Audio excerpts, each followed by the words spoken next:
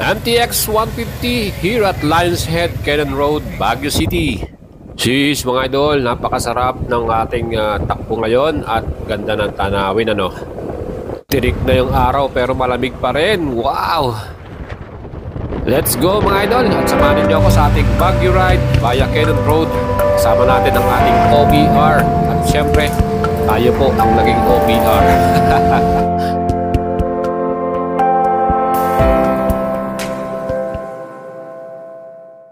Ngayon dahil gusto nating tignan yung performance itong ating bagong MTX 150 from FKM Motorcycle. Shoutout po sa FKM Motorcycle, sa ating pong mga kaibigan dyan na siyempre binigyan tayo ng tiwala para ito po ay ating ma-review no? So sa mga idols natin, tayo po ay located ngayon dito sa Pangasinan and medyo malapit lang po sa atin ang lugar ng Baguio no? So meron tayong mga 1.5 hour na tatakbuhin. Pero ito po, akit tayo ng Baguio, dadaan tayo ng Cannon Road at samahan nyo akong mga idols. Siyempre, naka-ready na to. Binawarm up lang natin tong ating MTX 150. Kita naman po ninyo yung kanyang itsura. Well, masusubukan natin yung kanyang suspension, yung kanyang lakas ng kanyang makina. Siyempre, isasama ko po ngayon si Mrs. ano? So, meron tayong OBR. Pwedeng siya pong mag-drive, pwedeng ako mag-drive. Depende po sa sitwasyon. Pero siyempre, gusto nating maging masubukan din maging OBR. Tayo po yung passenger. So yan po yung magiging exciting today. So yan po yung ating picture sa inyo mga idol. Good morning po sa lahat. Good day. Eto, tara na, rise na tayo. And mga idols, ang ating starting point, dito po tayo manggagaling start sa Calasiao, Urdaneta Road. At diretso tayo ng Cannon Road. Ang dadaanan po natin ay going to Dagupan City, San Fabian to Rosario, La Union. At ang ating total kilometers niyan, 75 to 80 kilometers hanggang Cannon Road. At yan po ay merong 1 hour to 2 hour na ating tatakbuhin ano. Kaya medyo malapit lang po tayo dito. Well, ito po ang ating na-notice kagad sa MTX 150. Kahit po tayo merong OBR o angkas, mga idols, walang problema sa arangkadahan. Kaya nating ma-reach kagad yung 90 km per hour in just how many seconds lang ano. Kaya ganun po kalakas yung torque nito. Here, nandito na tayo ngayon sa Dagupan City at dadaanan po natin yung kanilang pinakamataas na tulay dito po sa Pantal ano. Ayan po ay Jose de Venecia Highway itong ating dinaanan. Shortcut to going to San Fabian. Kaya mga idols, ang ganda rin ng tanawin dito. Overlooking mo yung kanilang pinaka-seaside ano. And mga idols, grabe, kahit andito pa lang tayo sa Pangasinan, ramdam na natin yung lamig. Eh paano na kaya kung nandun pa tayo sa Cannon Road? Siguradong super lamig. At siyempre nag-prepare po kami ni Mrs. na magdoble ng jacket ano, para po pananggalang sa sobrang lamig, especially pag nasa Baguio na tayo. And actually nagdoble pa nga ako ng medyas ko eh. Kaya para sure na sure mga idol. So itong ating rides talagang pinagandaan namin to. Talagang sabi ko nga, minom muna tayo ng kape bago umalis para medyo mainit na yung pakaramdam mo. And here at Pantal Bridge, kita mo yung overlooking ng buong city of Dagupan at yung kanilang seaside. Napakaganda po dyan yung kanilang mga island, barangay ano. Kaya mga idols, kung gusto nyo pong bumisita sa Pangasinan, kailangan dumaan kayo rito sa Pantal Bridge. Yan po sa Jose de Venecia Highway.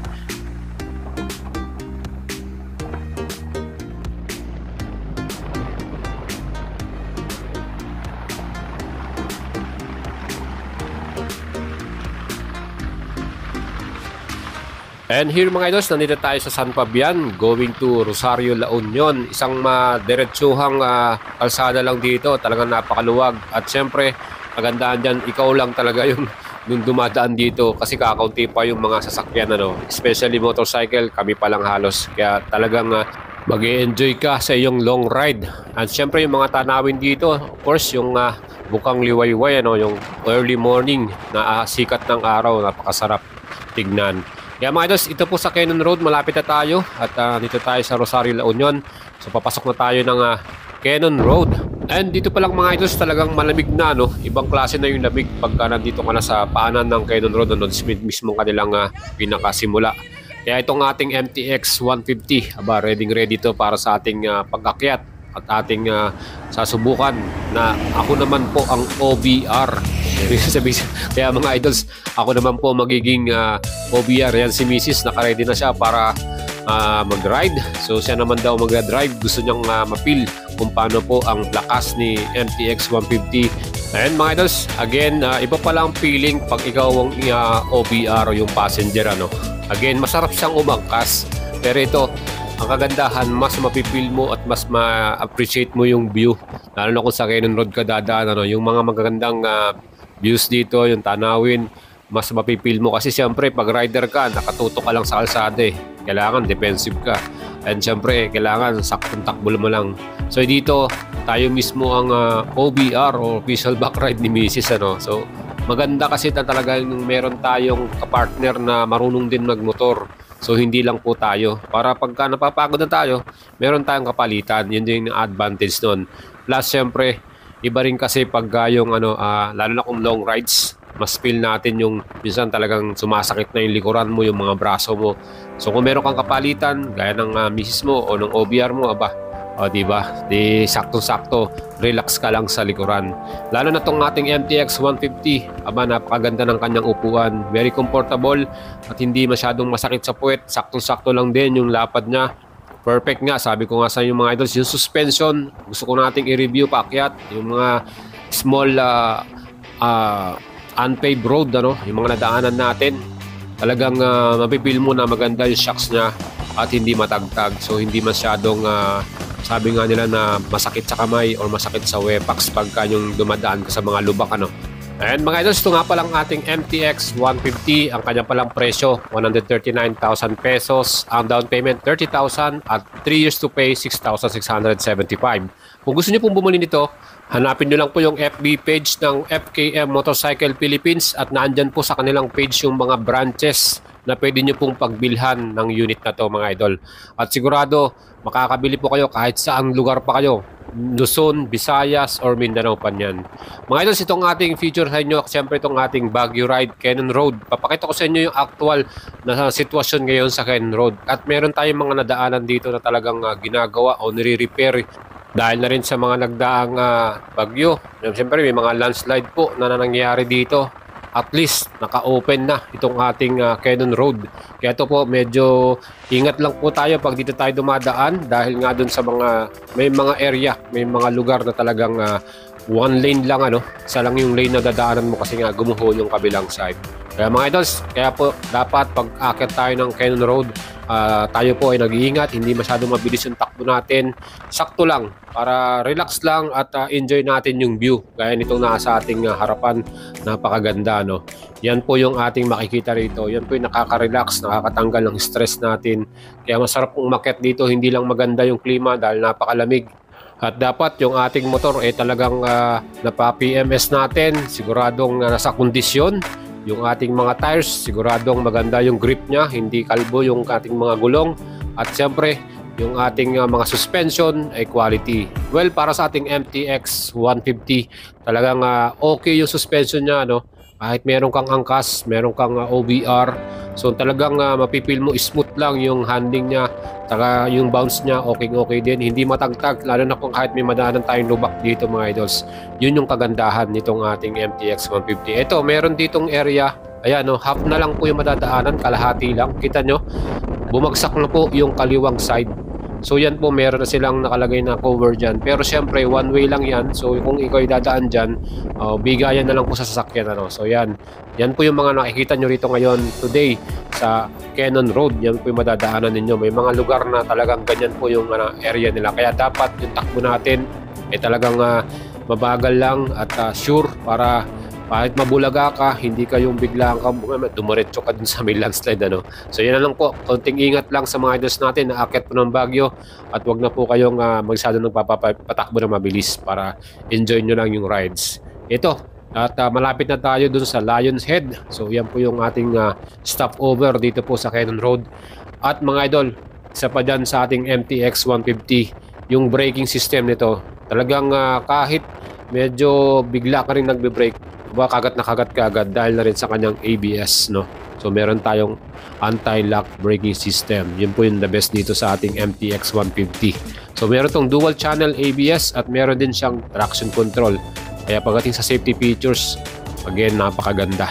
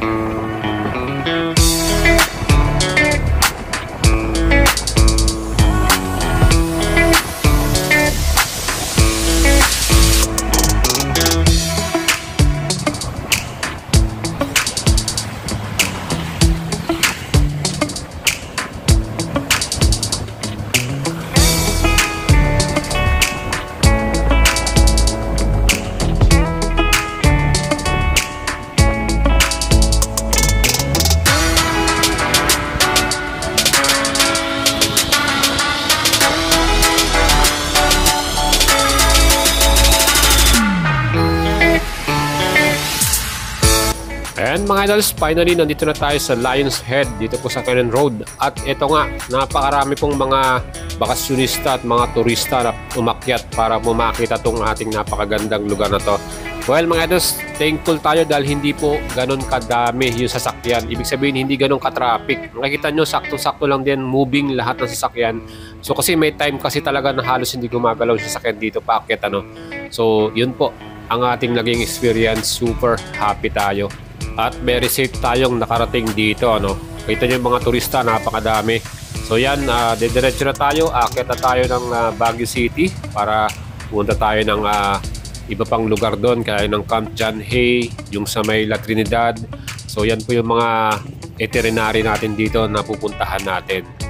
Naharap na tayo ng parking para sa ating MTX 150 para makapag selfie naman tayo at makapagpa-picture dito sa Lions Head sa Cannon Road ano. Yan po yung mga syempre dapat nating stopover.